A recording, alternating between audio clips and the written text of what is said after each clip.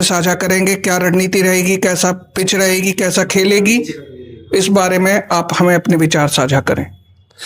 देखिए, ये इंडिया ने लास्ट मैच जीता है और कल का मैच जो है वो बहुत ही निर्णायक मोड़ है सेमीफाइनल के लिए, और दोनों टीमों के पास मौका है। वेस्ट इंडीज, खैर वनडे क्रिकेट में किसी को हल्के में तो लिया नहीं जा सकता है, क्योंकि वो वेस्ट इंडीज भी T20 का वर्ल्ड कप जीती हुई है, और किसी भी टीम को आपने देखा इतना उलटफेर है, ऑस्ट्रेलिया जैसी टीम बाहर हो जाती है तो वेस्ट इंडीज को हल्के में लेने की कोशिश तो भारत करेगी भी नहीं और करनी भी नहीं चाहिए। जहां तक देखिए, भारत का जो मूल चीज है ना वो बहुत डैमेज है, अर्थात बॉलिंग फील्ड बहुत डैमेज है भारत का। भारत की बॉलिंग की जो स्थिति आप समझ सकते हो कि जिम्बाब्वे जैसी टीम भी जो वर्ल्ड रैंकिंग में कोई खास स्थान नहीं रखती है, वह भी आप समझो कि 200 के आसपास लगभग रन ले गई खींच के, जिसके कोई बैट्समैन वर्ल्ड रैंकिंग में है ही नहीं। तो उस हिसाब से सोचो कि भारत की बॉलिंग कितनी खराब है। और पिछले मैच को भी भारत कम से कम नहीं तो 80-90 रनों से जीत सकता था। पर वहां की पिच और यहाँ की पिच में अंतर भी होगा कि हो सकता है वहां बैटिंग पिच हो जिसके कारण इतना स्कोर जिम्बाब्वे कर पाई। नहीं, बैटिंग पिच तो आपने अहमदाबाद में देखा नहीं, भारत 120 के अंडर ऑल आउट हो गई, तो वहां भी तो बैटिंग पिच ही था, वहां कौन सा बॉलिंग पिच था। तो जब साउथ अफ्रीका खेल रही थी तो बैटिंग पिच हो रहा था, जब भारत खेलने लगी तो बॉलिंग पिच बन गई। तो कहने का मतलब ऐसे नहीं है। और जो कल का मुकाबला ईडन गार्डन में है, ईडन गार्डन में देखो, एक कलकत्ता हुगली नदी के किनारे बसा हुआ है और ओस का भी समय चल रहा है, तो रात का मैच है, तो ये निश्चित है कि जो दूसरी सिटिंग में बैटिंग करेगा वह समस्या में फंसेगा ही फंसेगा, क्योंकि बॉल बहुत ज्यादा टर्न लेगी। अब बॉल जब टर्न ज्यादा लेगी तो बल्लेबाज को बहुत ही दिक्कत होगी। तो आप ये समझ सकते हो कि जो पहले बैटिंग करेगा वही फायदे में रहेगा।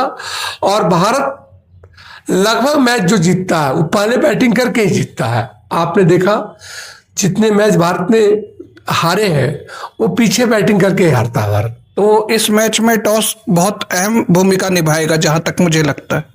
देखो, कलकत्ता का जो ईडन गार्डन है बहुत फेमस है, आपने देखा होगा, बड़े मैच होते हैं और जो दूसरे पारी में बैटिंग करता है। एक्चुअली ये मैच का टाइमिंग बहुत ही चेंज है ना, पहले डे नाइट मैच भी होता था तो उसका टाइमिंग 3-4 बजे रखते थे, अब ये 7 बजे स्टार्ट करते हैं मैच को। अब दूसरा पाली आते आते 10 बज जाता है। तो टॉस बहुत इंपॉर्टेंट है।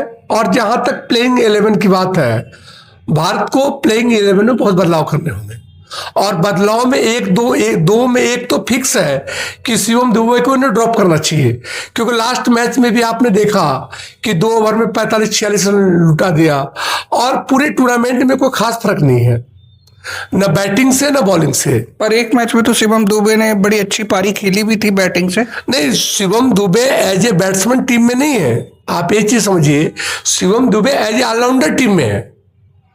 शिवम दुबे को बैटिंग करने के लिए कोई नहीं कह रहा, आपको दोनों तरफ चलना पड़ेगा।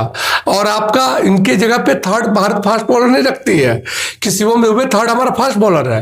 तो बैटिंग का रोल जो है इनका, ये कंपेयर टू गेंदबाजी से कम है। इनको बॉलिंग में रन को रोकना पड़ेगा, विकेट निकालना पड़ेगा। और रन तो भारत में जो बैटिंग ऑर्डर की बात करोगे, बैटिंग में नंबर 8 तक बैट्समैन है भारत की, तो और ऐसे ऐसे बैट्समैन है जो भारत में नंबर 7 पे आते हैं, वो किसी न किसी क्लब मैच में, IPL मैच में ओपनिंग करते हैं टीम की। तो आपको क्या लगता है कि अगर शिवम दुबे को अगर बाहर किया जाए तो उससे भारत की बैटिंग पे कोई ज्यादा असर नहीं पड़ेगा? तो शिवम दुबे की जगह पर क्या विकल्प हो सकता है जो कि एज ए ऑलराउंडर लेंगे कि एज ए बॉलर टीम में सिलेक्ट किया जाएगा? देखो, भारत में अभी जो ऑलराउंडर की सिस्टम है, एक तो हार्दिक पटेल, एक शिवम दुबे है जो मीडियम फास्ट बॉलर भी है, हार्दिक पांड्या और शिवम दुबे भी, और ये बैट्समैन है। और बाकी तो सब स्पिन तो सारे 8 के 8 करते हैं।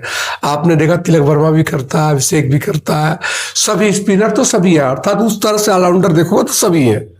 रिंकू सिंह भी ऑलराउंडर है, स्पिन बॉलिंग करता है। लेकिन नहीं, ये कहना नहीं है, कहना है कि शिवम दुबे का जो मेन रोल है एज ए ऑलराउंडर, वह चीजें पूरे टूर्नामेंट में दिखाई नहीं दी तो शिवम दुबे को ड्रॉप करके अब टीम मैनेजमेंट है, ये किसको ले आएगी, लेकिन मुझे पूरा विश्वास है शिवम दुबे ड्रॉप होना।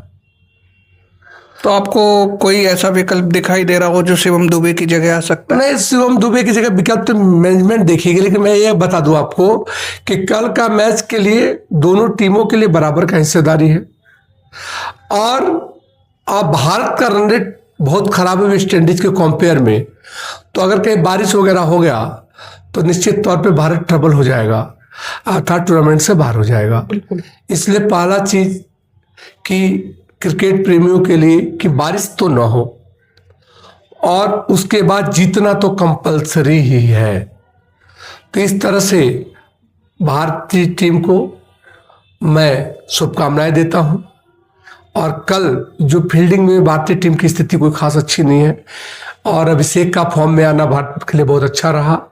तो इस तरह से आप कह सकते हो कि कल का मैच निर्णायक के साथ साथ ये बॉलर्स की भी अग्नि परीक्षा है। जैसा मुझे लगता है कि वेस्ट इंडीज की जो बैटिंग लाइनअप है वो स्पिनर को थोड़ा कम अच्छा खेलती है, तो हो सकता है स्पिनर कुछ अच्छा मेन रोल प्ले करेंगे ईडन गार्डन की पिच पर, क्योंकि टर्निंग पिच जैसा आपने बताया भी है कि बॉल टर्न करेगा, तो उससे भारत को कुछ एडवांटेज मिल सकता है।